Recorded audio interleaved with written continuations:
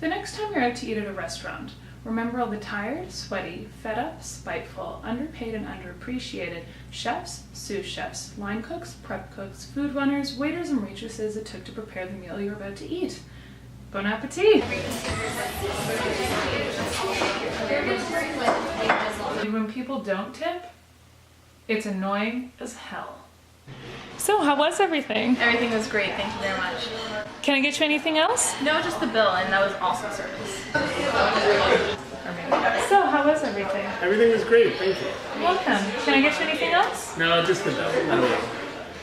Oh, how was everything? Everything was great, the food was great.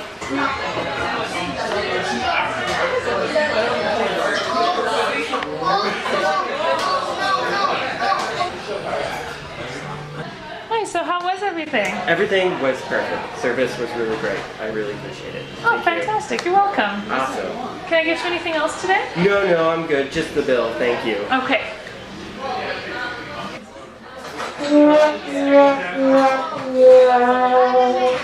Why is this so annoying? Liquor servers in many countries are actually paid less than the national minimum wage in that particular country, specifically because tips are expected.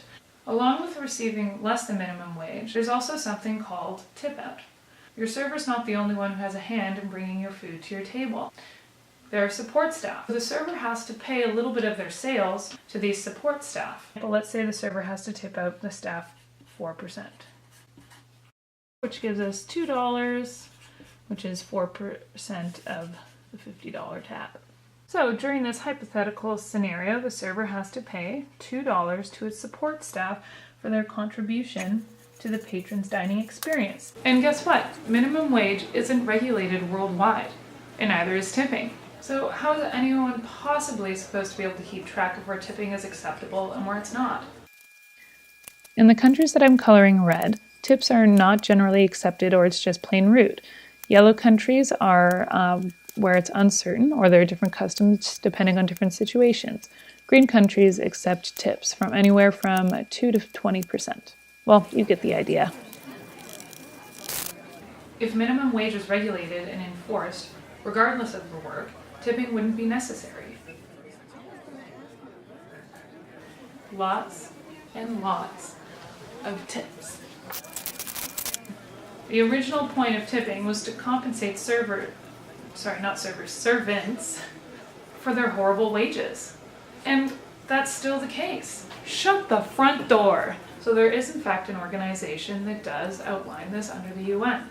It's called the International Labor Organization, or the ILO. In hand I have the preamble to the ILO's constitution. Whereas universal and lasting peace can be established only if it is based upon social justice, and whereas conditions of labor exist involving such justice, hardships, and privation to large numbers of people as to produce unrest so great that the peace and harmony of the world is imperiled, and an improvement of those conditions is urgently required, as for example, by the regulation of hours of work, including the establishment of a maximum working day and week, the regulation of labor supply, the prevention of unemployment, and the provisions of adequate living wage.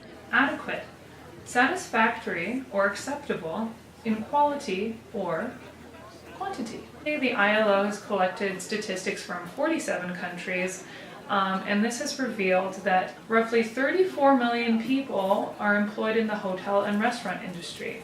So this is 34 million people who are not necessarily receiving adequate living wages.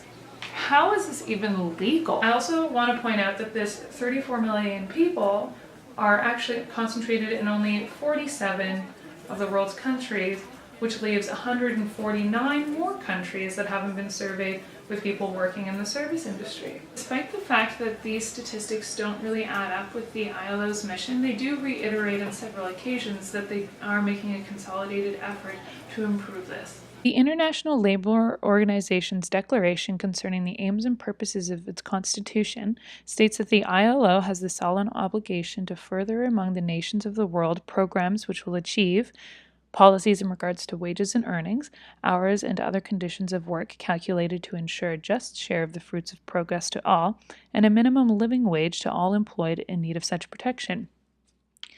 It also states that the ILO has the responsibility to examine and consider all international economic and financial policies and measures in the light of this fundamental objective. Basically, if the ILO had a little bit more jurisdiction in domestic policy formation, it might have a little bit more success in achieving these goals. Until then, tip your server. Tip those 34 million plus servers. Because, of course, who would want to cause unrest so great that the harmony and peace of the world are imperiled? Not me. So, how was everything? This is Oh my god!